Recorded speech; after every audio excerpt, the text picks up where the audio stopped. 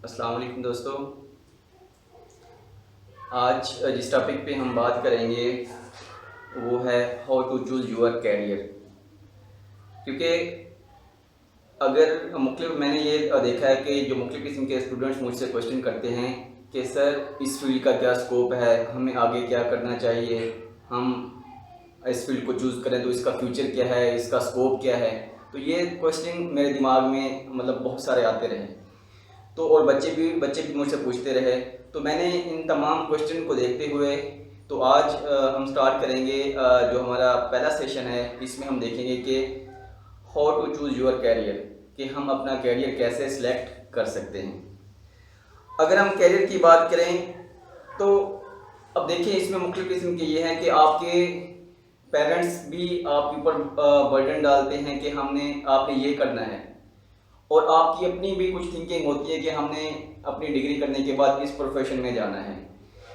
तो सबसे पहले तो आपने ये देखना है कि आपकी सोच और आपके पेरेंट्स की सोच कहाँ से आ रही है, और आपकी और आपके पेरेंट्स की सोच में कोई डिफरेंस नहीं है। इस बात को अपने दिमाग में रख लें, क्योंकि आपकी और आपके पेरेंट्स की सोच दोनों कहाँ से डेवलप होती है, वो होती है सोसाइटी से। आप सोसाइटी में देखते हैं कि जो डॉक्टर का इमेज है वो सबसे ज़्यादा है, तो इसी वजह से वो कहते हैं कि डॉक्टर बने। तो इसलिए जब भी आपका दिमाग में साइंस का फील्ड आता है तो साइंस के फील्ड में क्या आता है, दो चीज़ें आती हैं। एक तो आपके दिमाग में आता है मेडिकल, और दूसरा क्या आता है, इंजीनियर। तो ये जो सोच है जस्ट हमारी क्या है, लिमिटेड सोच है। तो इस सोच पे लाक लगाएं। सारा लॉजिक किसके अंदर है, इस सोच के अंदर है। हमने अपनी इस सोच को चेंज करना है। और हम अपनी सोच को कैसे चेंज कर सकते हैं, तो उसमें यह है कि सबसे पहले मुझे ये बताएं कि अगर आपके दिमाग में आता है कि मैंने डॉक्टर बनना है या इंजीनियर बनना है। अब डॉक्टर बनने के लिए आपको क्या चीज़ चाहिए, आपके दिमाग में क्या आता है कि मुझे हार्ड वर्किंग करनी है। अब हार्ड वर्किंग से क्या, जो हार्ड वर्किंग है उससे आप डॉक्टर बन जाओगे या किसी अपने फ्यूचर को हासिल कर लोगे, फ्यूचर में सक्सेस आपको मिल जाएगी। थोड़ा सा इसके ऊपर क्वेश्चन मार्क लगाएं।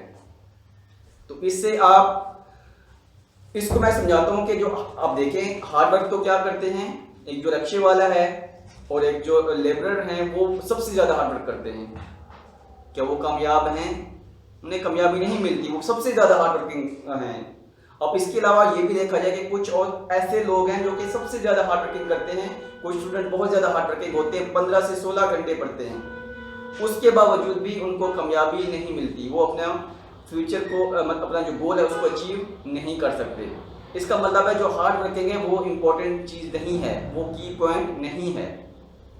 तो हमने ये देखना है कि वो जो हार्ड वर्किंग हो रही है उसकी डायरेक्शन क्या है। मतलब अगर सक्सेस इस सिमत में है, इस डायरेक्शन में है, और आप हार्ड वर्किंग इस साइड पे कर रहे हैं, तो क्या आप अचीव कर लोगे अपना गोल?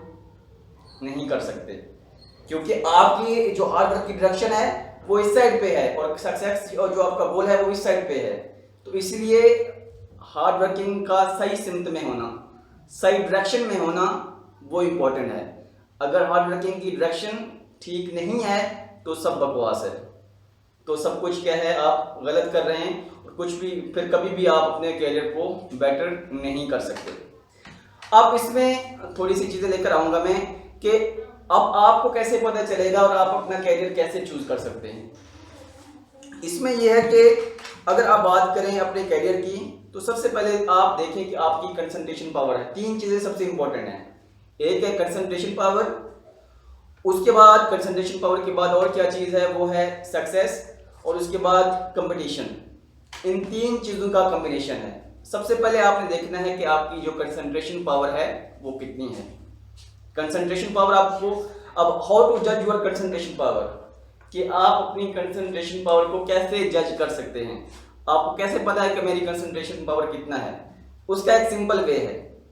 आपने क्या करना है, एक चैप्टर देखना है। उस चैप्टर में आपने ये देखना है कि कुछ लोग ऐसे होते हैं, कुछ स्टूडेंट ऐसे होते हैं, एक चैप्टर को उसे लर्न करने में, समझने में 5 घंटे लगते हैं, और कुछ को कितना लगते हैं, 2 घंटे लगते हैं, और कुछ स्टूडेंट क्या है 30 मिनट में उसको लर्न कर लेते हैं। अब सबकी जो कंसंट्रेशन पावर है वो डिफरेंट है। अब अगर आपने सोचा कि जैसे ही आपका जो कैरियर आप जिसको चूज करना चाह रहे हैं वो है MBBS या डॉक्टर है, तो उसमें आपको पता है कि आपके जो कंपिटिटर हैं, आपने सामने ये देखना है कि आपका कंपिटिटर कितनी स्ट्रांग है। कि जब आप किसी एक रेस में हिस्सा लेते हैं तो उसमें आप ये देखते हैं कि आगे जो रेस आपका जिससे कंपटीशन है, अगर उसका 10 साल का एक्सपीरियंस है और आप अभी दौड़ना शुरू कर रहे हैं, अभी चलना शुरू कर रहे हैं, तो उसमें कोई फैक्ट एंड फिगर बिल्कुल सामने है आपके, वो आपसे जीत जाएगा। तो सबसे मेन चीज है, अब जो एक्स्ट्रा ऑर्डिनरी लोग हैं वो कितना है, 10% है, और 10% और जो ऑर्डिनरी लोग हैं वो कितना है, 90% है। अब सबसे पहले तो आपने ये देखना है कि जो एक्स्ट्रा ऑर्डिनरी लोग 10% हैं, अब जो 10% है, अब एक्स्ट्रा ऑर्डिनरी जो 10% है और जो ऑर्डिनरी लोग कितना परसेंट है, 90%। अब दोनों के अंदर क्या है, कंपटीशन हाई है और सक्सेस के चांसेस कितना है, जो एक्स्ट्रा ऑर्डिनरी है उनको कितना है, 10 to 90%, और जो ऑर्डिनरी लोग हैं उनको सक्सेस कितना मिलती है, उसके कितनी परसेंट है सक्सेस के, 1%। अब उसकी रीजन क्या है, वो इस तरह क्यों है, उसको मैं आपको बताता हूँ एक एग्जांपल के साथ, आसानी से आप उसको समझ सकते हैं।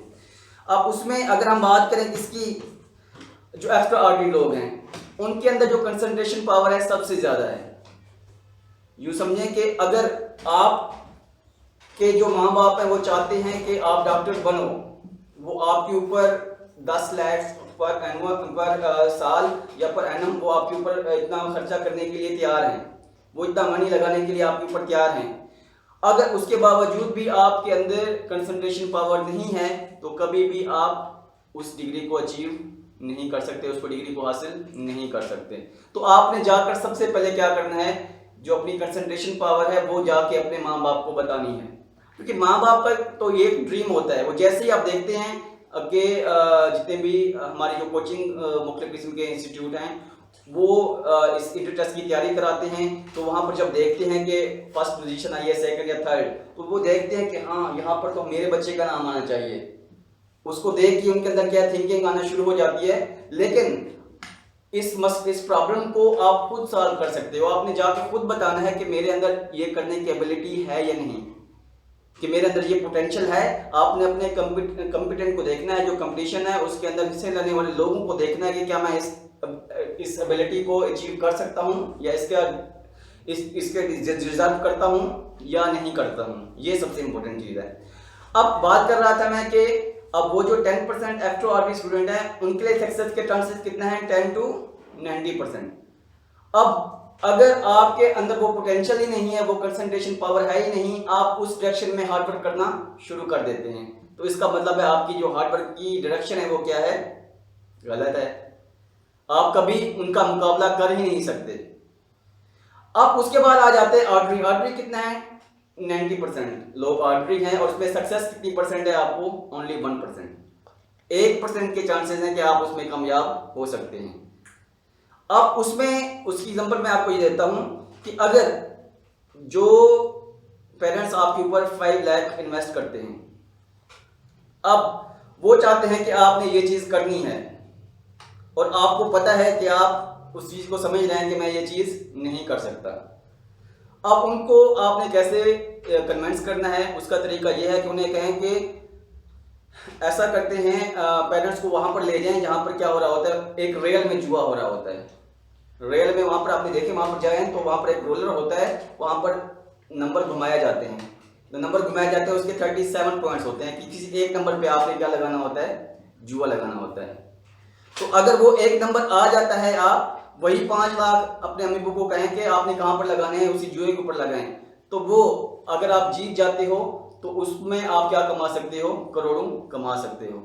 लेकिन अगर वो कहें कि हम देखिए इस सूरत में, क्योंकि यहां पर सक्सेस कितनी परसेंट है, 1% है, फिर भी चांसेस आपके पास कितना है, 1% है। वो आपके ऊपर इन्वेस्ट कर रहे हैं, पेरेंट्स चाहते हैं कि आप ये चीज करो, आप इस फील्ड को चूज करो, लेकिन आपके पास कोई एबिलिटी नहीं है, ये भी तो जुआ ही है ना। तो इसमें चांसेस कितना है कामयाबी के, 1% है। तो यहां पर कुछ आगे मिलने वाला भी आपको नहीं है।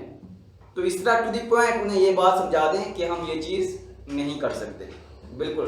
अब उसके बाद अगली जो स्टेज है, उस स्टेज में ये है कि उसमें आपने ये देखना है कि इस स्टेज में है कि आगे इंटरेस्ट, आर्टरी ये है कि आपने कोई भी फील्ड है, अब यहाँ पर बाकी जितना भी फील्ड था उसमें आपको कंसंट्रेशन डेवलप करनी थी।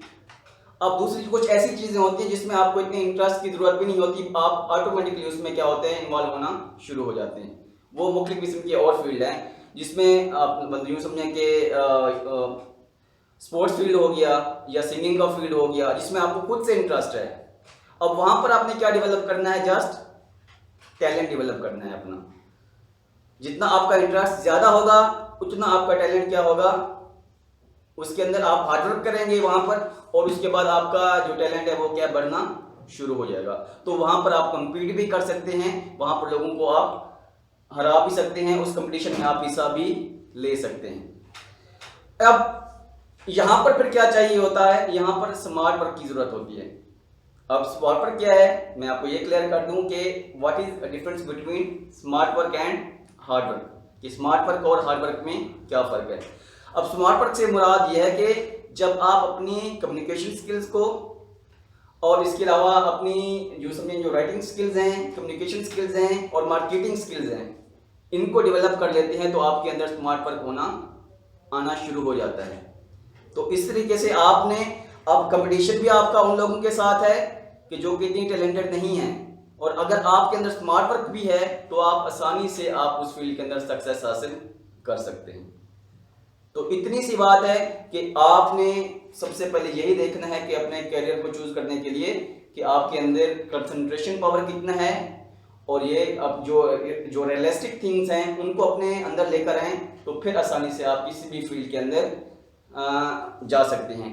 इसके अलावा आगे हम देखेंगे, जो मेरा नेक्स्ट सेशन होगा उसमें मैं ये बताऊंगा कि how to improve your communication skills, कि आप अपनी कम्युनिकेशन स्किल्स को कैसे डेवलप कर सकते हैं। इंशाल्लाह ये डिस्कशन मेरी नेक्स्ट सेशन में होगी। तब तक के लिए अल्लाह हाफिज़।